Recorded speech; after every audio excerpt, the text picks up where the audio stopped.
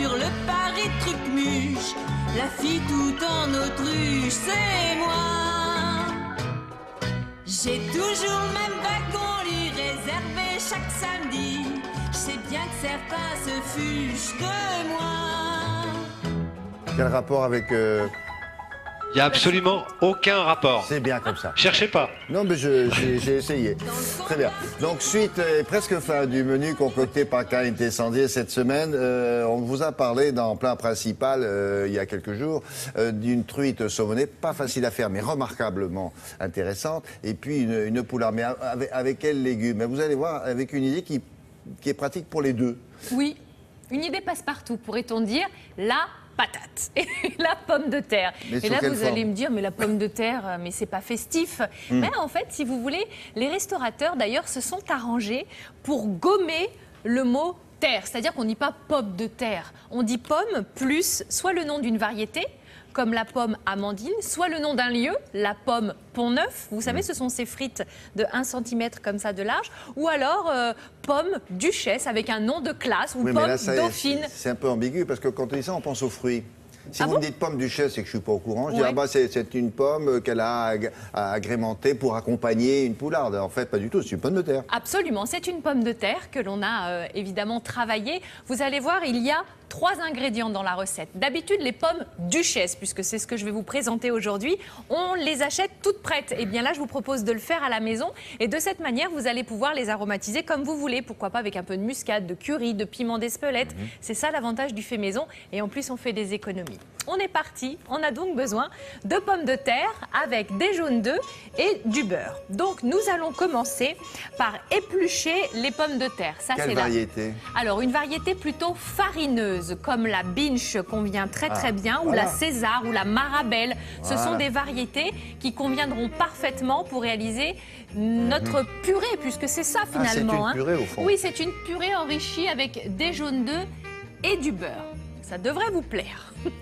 Une fois que vous avez cuit les pommes de terre à la vapeur, vous allez pouvoir les passer au tamis. Parce qu'il faut que la texture soit très fine, vraiment, et puis bien lisse. Et nous allons dessécher cette purée, voyez, dans une casserole en ajoutant le beurre. Et là, il faut bien que ça se décolle de la casserole et vous allez ajouter les jaunes d'œufs. 3 jaunes d'œufs dans votre purée. Et vous mettez les jaunes d'œufs hors du feu.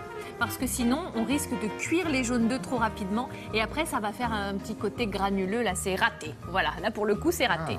Donc, vous mettez vos jaunes d'œufs et vous allez pouvoir mettre votre préparation dans une poche à douille. C'est ce qui va nous permettre d'avoir cette jolie rosace. Là, pour le coup, on ne peut pas y couper.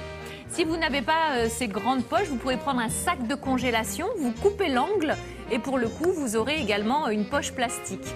Au bout, j'ai une douille, effectivement, qui va nous donner la forme, disons. Alors ensuite, on va prendre une grande plaque, du papier cuisson, et on va mettre de l'huile d'olive. Et on va former nos petites pommes Duchesse. On fait des petites rosaces, voilà. Et alors là, peu importe, j'allais dire la forme. Hein, vous pouvez... là, pour l'instant, c'est encore de la purée. Absolument, enrichie avec, mais c'est ni plus ni moins que ça. C'est une purée que l'on a desséchée et enrichie avec des jaunes d'œufs et du beurre, tout simplement. Et vous allez me faire cuire ça au four tranquillement pendant 10 à 15 minutes. Vous surveillez évidemment un four bien chaud. Là, je viens de saupoudrer une petite pincée de curry ou de piment d'Espelette, comme vous voulez.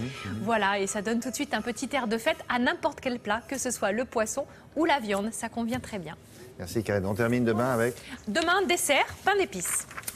Pain d'épices? Oui, pain d'épices, avec une petite marmelade d'orange. Maison?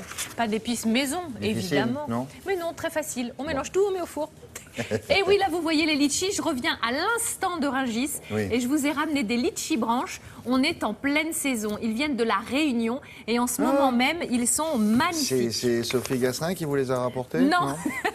Elle aurait pu, ceci dit. Elle aurait pu, bien sûr. Bah oui, elle aurait pu. Ils sont juste sucrés, doux, ils sont magnifiques. Mais il y a des cours pour le litchi, c'est-à-dire c'est plus cher, moins cher selon les saisons. En ce moment, ça va, c'est accessible puisqu'on est dans la pleine période. On les récolte décembre, janvier et là ils sont, eh oui.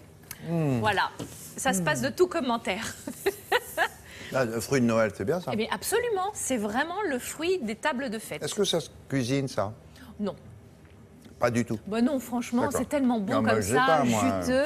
Vous êtes un peu magicienne. Oui, bah Merci. non. Bon, mademoiselle